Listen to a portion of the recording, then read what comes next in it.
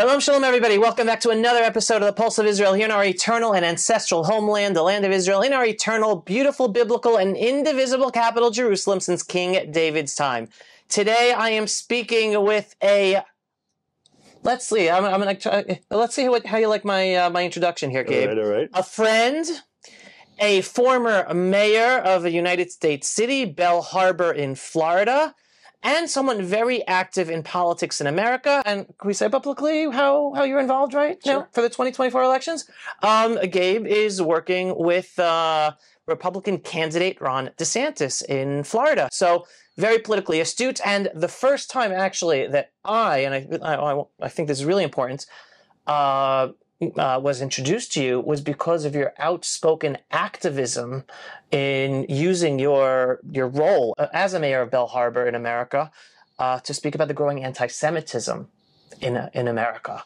And since then, we've been connected for a number of years. So welcome, Gabe. Thank you so much. Just one correction. I don't work for DeSantis or for his campaign, but I'm involved in the campaign. I'm one of the National Jewish Outreach Chairs and kind of doing all the work that you do to help someone that you like that's running for president. So thank you so much for that correction. Yeah, sure. And listen, I had the privilege of interviewing DeSantis a number of times, hosting him here in Israel, back when he was an unknown congressman. Like, no one knew him at the time. I don't know, like 10 years ago. So I go way back with Senator Ron DeSantis. Why are you choosing to work with him? And I guess give us some background, because you live in Florida. You are a mayor underneath him, underneath his leadership. What's good about DeSantis? Yeah, so first of all, I met him also. He was a congressman, and I met him when he was here 10 years ago. I was actually living in Jerusalem for the year with my wife and then 3 kids.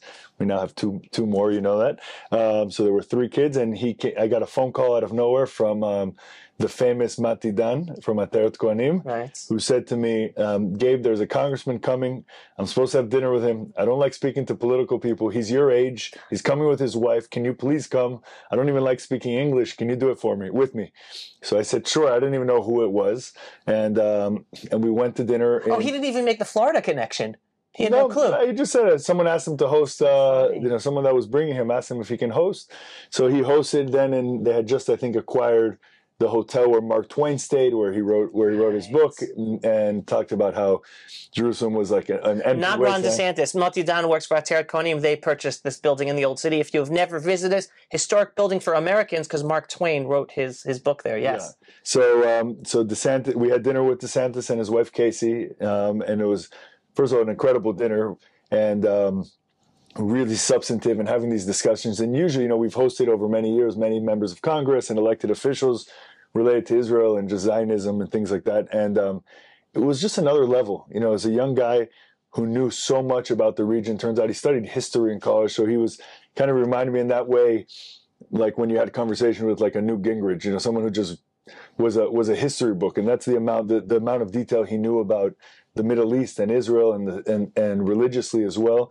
And I realized how grounded he was, from my perspective at least, in his Bible and in our Torah in the Old Testament, and just sort of how important religion was, how he connected that to modern day Israel and the importance of the United States having a relationship with Israel in a way that not so many people do. In the Jewish community, there's only a small subsection of us that even make all those connections and that drives our everyday. And I felt really connected to him. And I walked out of that dinner and I told my wife, I'm like, this guy's going to be something. Either he's going to be president of the United States or something. I know at that point he said this 10 years ago. Yeah, he was 33, 34 years old, but it was just so obvious that there was something there. Maybe it was a hope more than anything. You meet someone so engaging. And if you fast forward just a couple years, 2 years, I became a mayor in South Florida, and I did the first anti-BDS ordinance in the country, where we spoke about that. And Congressman DeSantis was working on anti-BDS legislation and efforts at the federal level. So we started coordinating and speaking a lot, and we did events together, speaking on panels together. And this was always he became like the go-to guy for the pro-Israel community in Congress. There were others, but he was definitely one of them.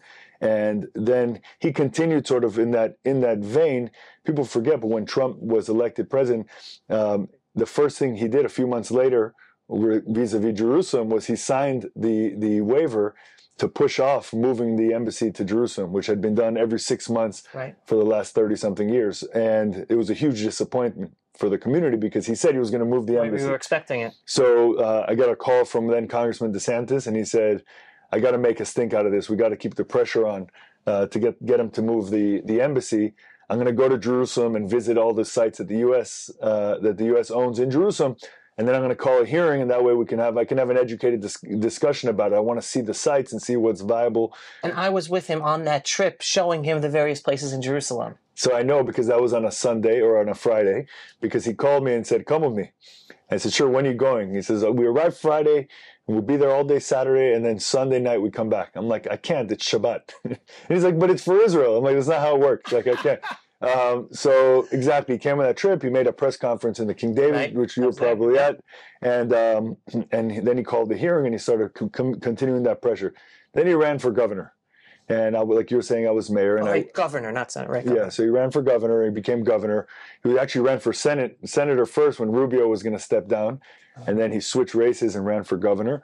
And it was a smart move for him. Well, yeah, he didn't want to run against Rubio. Rubio was going to step down, so that's why he started a campaign for senator. And then he went for governor, which fits him much better, by the way. And as governor, he's been fantastic, and I've seen it from the inside, like you're saying, as a mayor.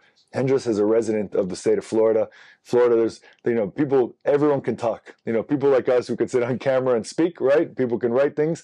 But at the end of the day, people vote with their feet and people make decisions. You just see how they act. And Florida is leading the country by a lot in net migration. Everyone's moving to Florida.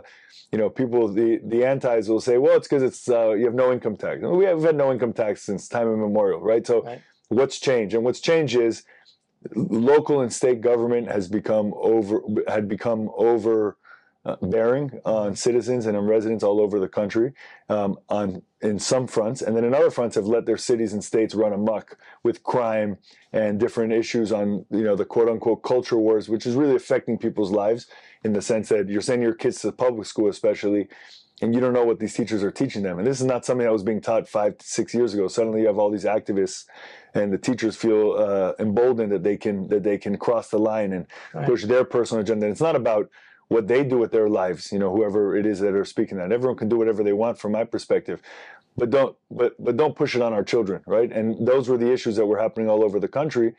And because of that, people just started moving to Florida. I mean, they started with the COVID because he was the first governor to really open up. There were some others that in less populated states, but sort of in the populated states, the first one to really open up. But then he just made it what the state is today. And, now that he's running for president, if we can replicate that for the country, it would be fantastic. So I wanted to focus now on the Jewish component, because I grew up in New York City, born in the 70s, lived in the 80s, right? And back then, the vast majority of the Jewish population, especially the religious population in North America, lived in New York City. Florida was a nice community. I remember visiting for winter vacation. It was always wonderful and a nice, vibrant Jewish religious community, but much, much smaller. I was just there a few months ago, first time in decades. Many New York Jews, many have migrated to Florida. I mean, as a kid, Florida was basically Miami, and Hollywood was the north of the religious communities. Now it's a 4-hour drive of spread of Jewish religious communities down in South Florida. And I believe one is the reason for COVID, both for and then economic, but also I think anti-Semitism is growing in New York State. The culture war is seeping into the Jewish schools and in the New York, New Jersey area, and a lot of Jews and anti-Semitism is growing. So how would you express like a difference in feel for the Jew, both in terms of Israel and in terms of just the growing anti-Semitism, the difference between experiencing a Jewish life today in Florida as opposed to New York, where there's still plenty of Jews, even though little by little they're moving down to Florida. So I'll talk to both things. So first of all, speaking specifically about Florida, another statistic is Orthodox Jews are moving to Florida at the highest rate, more than anywhere else in the country, by a lot. And you could just see it when you're there. There's new schools opening every day. There's just 2 new high schools, one last year and one this year, opening up in Miami-Dade County. Unbelievable. And there's waiting lists for all of them. So there's. And I remember when I was a kid, the only one was basically Hebrew Academy. That was Hebrew Academy, then Hillel opened, and now there's several more. And then in Broward County and Palm Beach County, there's even more. And then everything that comes with it, right? New synagogues, new new restaurants. And really, Florida is just this beautiful balance for the Jewish community where in South Florida, especially, the majority of us, me included, are immigrants from other places. My family came from Argentina. Everybody came from somewhere. It's a different feel. There's a lot less political extremism on either side, honestly, in Florida. Everybody's a lot more welcoming. Relaxed. Yeah. And I know that's different than what's portrayed, the quote-unquote Florida man, all this nonsense that's in the media. I don't know if you've seen it. You've seen it. Okay. No. There's always this backlash. Whenever you succeed, there's going to be backlash, and you see that in the state of Florida. Most of it's just media, and it's fun for clicks. So definitely there's a lot happening. If you compare it to other cities, like in New York City, which, by the way, has the largest population of Jews in the world, including any city in Israel. There's almost 1.5 million Jews in New York City. And the largest city in Israel is under 1 million, and it's not 100% Jewish. So the most populous Jewish city here is well, it depends how it could be Tel Aviv if you include the Gush Dan region. But anyways, none of them touch New York City. No one gets near to 1.5 million. I could say, I've done a lot of great work with Mayor Adams in New York City. Anti-Semitism is not a partisan issue. So, that's one issue that I work with everybody on every side, anyone who wants to work on it. And I can say clearly that Mayor Adams has done everything that you can do as a city leader to try to quell anti-Semitism. He stands with the Jewish community. He pushes the anti-Semitism definition. He works with. They do an incredible thing with the NYPD in the beginning of every Jewish holiday season, where they invite all the Jewish leaders with the NYPD and they talk about the holidays and what's the security apparatus going to be. Really, I've never seen anything like it.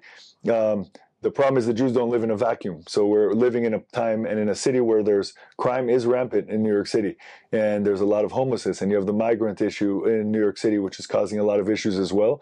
And we're not immune from it. And then on top of it, we have crazy divisiveness happening in the United States.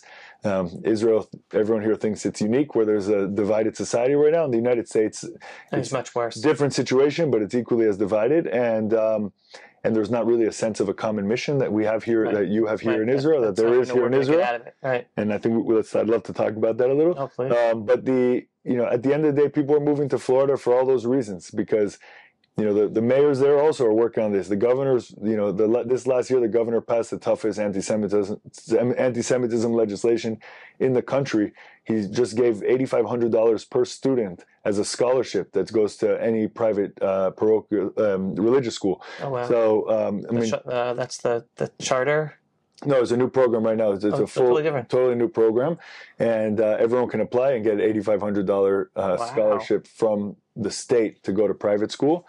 And by the way, at the same time, you increase salaries for public school teachers, and Florida has a huge surplus, which is very unique in compared to other states in the country. So look, it's not a perfect comparison. That's without the income tax. That's without the income tax. Oh, we have property tax and we have sales tax. Right. So it's interesting because, like you said, like a lot of Orthodox Jews are moving down to Florida, and first of all, show is Pulse of Israel. I'm always trying to tell the Jews guys, come home to Israel. And anyone who I know who's moving to Florida, I'm like, this is you're one step closer to coming to Israel. Okay, you're leaving New York, you're going to Florida, but that's the way station. You're on your way. Allah has daily flights 6 days a week. That's right. At 12:50 p.m. You arrive here the next day at 7 a.m. So, but let's touch upon the divisiveness issue, and I'm glad you said you wanted to talk about it, because I'll introduce you into the conversation by bringing up my conversation with Dave Rubin. Right, I had a quick interview with Dave Rubin when he was here in Jerusalem a few months ago, and I asked him what he has to say to us Israelis based on the divisiveness in America, and he said, "But I would say you guys have something absolutely incredible beneath all of the politics that unites you, regardless of whether you're a Reformed secular Jew or an Orthodox Jew. There's something culturally that brought us all back here, and I would include myself in that as someone that's here right now." And America's really struggling because our multiculturalness and our melting pot, which has actually been the strength of America, has really been upended by the woke and the modern left and all of these things. And we have a much harder path to get back in the right way because there were so many people with so many different traditions. You guys have a much narrower version of it. That means the way that maybe you strayed can be corrected a lot more easily than what we have. And I would say if you guys can correct it first, then that would be a blueprint that we could use in the United States, and that would be a great gift that Israel could give America. That's a great point. So what's your say in terms of talking about this whole issue? Yeah, that's absolutely right. And Dave is a friend. And when we're talking about Israel, the scary part, I've been here for 2 weeks right now, and I'm very well informed on the judicial reforms and on the cultural. You're a lawyer. He's a lawyer. And the cultural issues. I've written about it. I've spoken about it. And the part I haven't really written or spoken about because it's not my place. I don't live here in Israel as much as I spend a lot of time here. But is the undercurrents of the different sects within Israel, whether it's the Ashkenazis in one part of the country, the ultra-Orthodox in other parts, the Sephardics, the socioeconomic differences and political differences of those folks. And those are really the undercurrents. That's really the only way to truly understand the level of tension, because any subjective viewer that reads, for example, this week, the reasonableness clause that was passed, the standard that was removed, essentially, not even from all reviews, but saying that the Supreme Court cannot use a subjective reasonableness test of what a reasonable government would do or not do in overturning decisions made by the Knesset. Anyone who sees that would say, oh, that makes a lot of sense. Or let's say people that don't and want the court to have some flexibility would say, oh, I wish that would stay.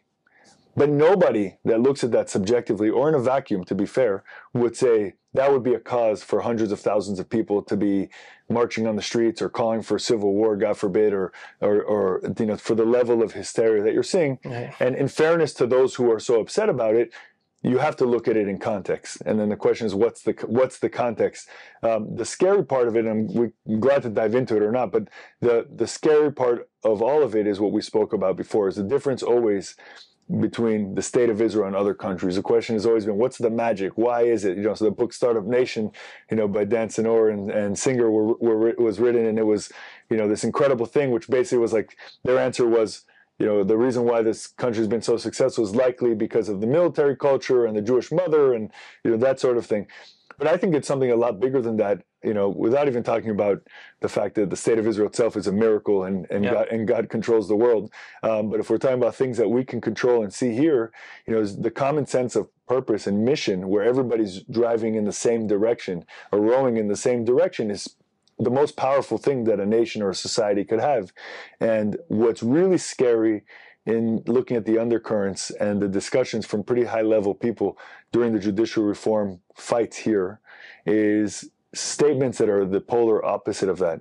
Just like it's Tisha B'Av tonight and tomorrow, like it's always been philosophical, the idea of sinat chinam, like baseless hatred, in which people say was a reason for the destruction of the temple, which I always thought was, all right, that's a cop-out. Like, baseless hatred, that's not why. That's a nice lesson. But now you see it, and you're seeing people, yesterday, someone pretty high level, a former staffer for someone very high level on the left here, tweeted something about, why are we worried about people not showing up to the Air Force if now we're going to make prayer and study of Torah an essential part of being in Israel?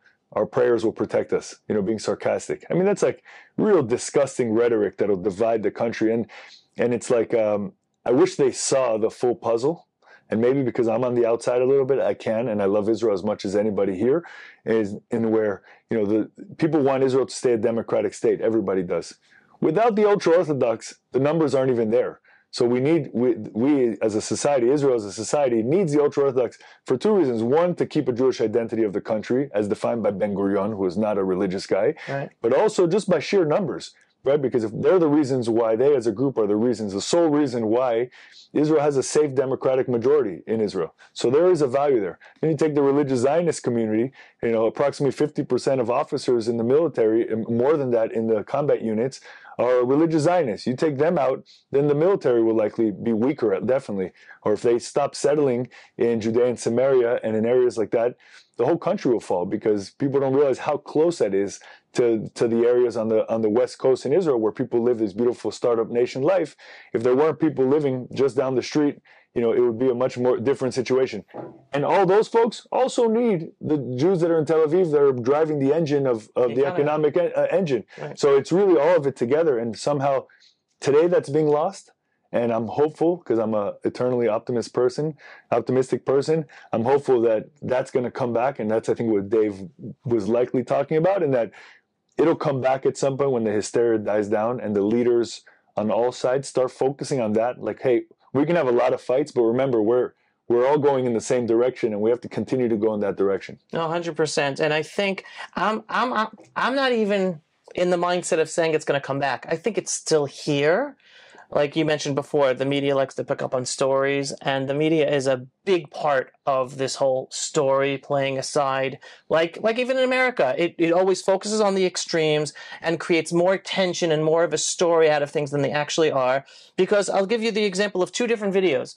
One video that all the media showed, and one video that the media didn't show at all, but's going viral on the internet, right? And obviously, the one that's going viral on the internet is the one that actually tells the real story, but the media is not showing. Okay, obviously, if someone spits on someone from the left doesn't make a difference, that's going to hit the news. Someone hits someone, that's going to hit the news. All the news, oh, horrible hatred. This person screamed at the other person, horrible hatred. Where's the unity? What's the video that the media didn't show? And that's going viral. And this is fabulous because this is all real. You know, like I know, you go to the train station, right? Whether in Tel Aviv or Jerusalem, there you go up the escalator and you go down the escalator, right? So on Sunday, was it Sunday? On Sunday, the anti-reform protesters were leaving Tel Aviv and going to Jerusalem for their protest, and the pro-reform protesters were going to Tel Aviv to their protest. So there was a video of one of the train stations where you had everyone going to the anti with their Israeli flags going down the escalator. This was Tel Aviv. And then you had the pro-reform with their Israeli flags going up the escalator. And in this little 10, 15-second video, you see them smiling at each other, singing at one another, shaking hands. Like, that's the real Israel. Yeah. That's the majority of the people. On the extremes, there are people creating the division. But the unifying factor, I don't think I'm being optimistic. I think I'm being a realist, saying majority of the people were one. We're a passionate people. We're passionate about our identities. We're passionate about our country. We're passionate about our thoughts. So everything is getting the extremities are getting the more attention, and unfortunately, people are pushing it, including the media. But in terms of us, we're still there. We're so one, and we're going to get out of this when all the there was another video that's going viral yesterday of a social media yes. guy in a modern guy, not a religious guy, a secular guy in a mall in Tel Aviv. Yes. And he would ask people, what's your position on the reform? And whatever they said, he would say he's the opposite. Right. And they would stop and say, can I have a hug? And they were like, sure. Everybody said, sure. And he gives them a bottle of wine and thanks them. Yeah. And then he tells them, look, I'm not for or against. I just want unity. And it's going viral. And I agree with you. Unfortunately, I work a lot with companies in Tel Aviv, and I get to live in that space a lot. And I see the anger, and I don't want to dismiss the anger. I don't want to dismiss it and just belittle it. I don't agree with it. I see it as a groupthink, where everybody's kind of come together and this is the thing to do. And everybody, I've spoken to, 30 people about it in detail, and everybody has a different reason they're upset. There's not one cohesive thing. And, people use the term democracy and such, but the way, or now we have to fight for these many years. The way you fight is to vote. And right. to get good candidates that you throw the bums out. That's democracy. Yeah. You don't like who's in. You have to throw them out. Bring someone else in. Right. Yeah. 100%. All right. So let's go back and we'll end with this with this topic, because something you were very involved in. I'm sure you're still involved in. How are things developing in terms of the anti-BDS resolutions within federal government, within states in America? Because that's something that you very much were in the beginning of. And I think it's love to hear the status where it's up. So I spend still most of my time dealing on anti-Semitism issues. Wow. Most of my free time, with whatever that means. I can first, speaking more broadly about it, anti-Semitism continues to be through the roof in the United States. And just to tie it to our last topic, when people say, how are the Americans responding to this? Despite the article that came out this morning about the generic statements that some organizations came out with. In general, the American Jewish community that's pro-Israel, right? There's a part that's not. Those are the extremes. But everybody else, whether they care or don't care about the judicial reform, it's not driving or affecting their love or support for the state of Israel in the least. And then the question is why. One of the reasons is because the anti-Semitism is through the roof right now. And a lot of it comes vis-a-vis Israel, right? And they use Israel as the excuse for the anti-Semitism, which is why the anti-BDS work is so important. But it's really at levels that we haven't seen in decades, and it's getting worse. And yes, it's perpetrated by the media and by hysteria and by social media, and sort of everything today. You put it in the blender and it explodes, and then people say, well, that's just perception. But in a way, perception is reality, and the attacks are actually up as well. So in all perspectives, anti-Semitism is up. And the fight is really broadened. The anti-BDS stuff in and of itself is pretty enshrined in most of the states. And the federal level, it's not there, nor will it, because there's a lot of issues, I think, in the federal government. But overall, by the way, Congress has been very, very divided. And here they talk about consensus. In the U.S., we don't get consensus on anything. It's always partisan. Every vote is partisan. It's not. Here that the vote passed 64 to 0 when it's 61 is a majority. They got 64. That's more than we usually get in the United States. So everything is divided. The fight today is mostly about the definition of anti-Semitism and using the IHRA definition. And at first, it was very easy. In Bell Harbor, we were the first government entity to pass that in the country. Wow. And then I've worked with states and cities all over to try to promote it. And in the beginning, it was very easy. It has a definition of anti-Semitism, which includes the part that's quote unquote controversial, although it shouldn't be, is the 3 Ds that Natan Sharansky came up with of when anti-Zionism becomes anti-Semitism, and it's delegitimization, demonization, and double standards. And using the term generically, the far left is now starting to oppose it strongly because of that. They always have, but no one's really listened to them on it. They say it's a First Amendment issue. It doesn't even talk about First Amendment. You can say it. You're just anti-Semitic. Right. But it doesn't mean you can't say it. So it has nothing to do with First Amendment at all. It's just a definition, and it could be used as a tool in different ways. And it's been a rough go getting it passed in states. In the beginning, it was easy, and now it's getting harder and harder. Really? Because of the growth of the left politically at the state level? The growth of the left at the state level. Wow. Democrats under the age of 30 in politics, statistically, are not favorable. Don't have a favorable opinion of Israel.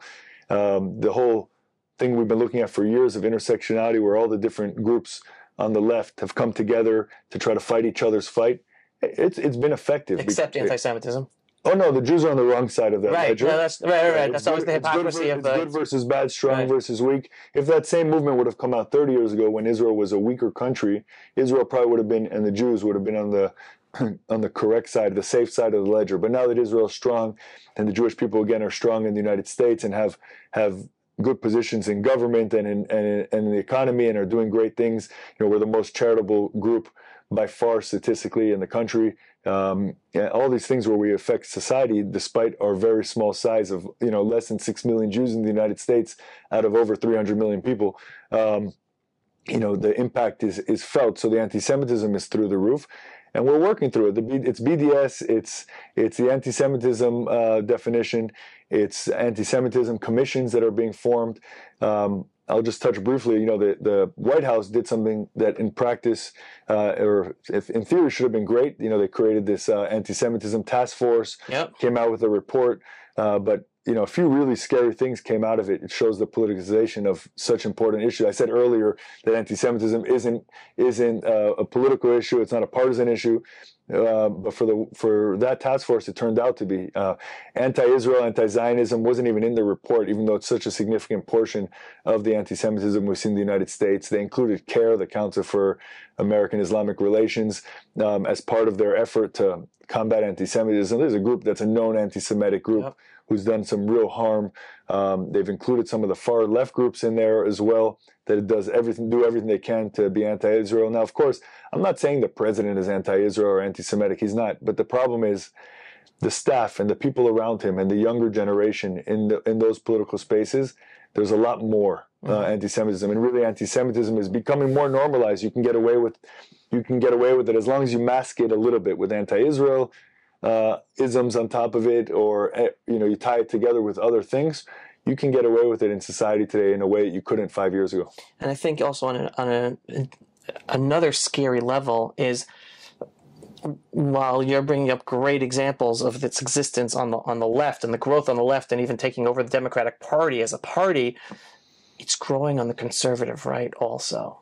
And I think more in terms of a value-based and partners on a political level, so many, and I've tried talking to Republicans about this, saying, guys, watch out. This is developing little by little. It's talked more out loud at some conferences.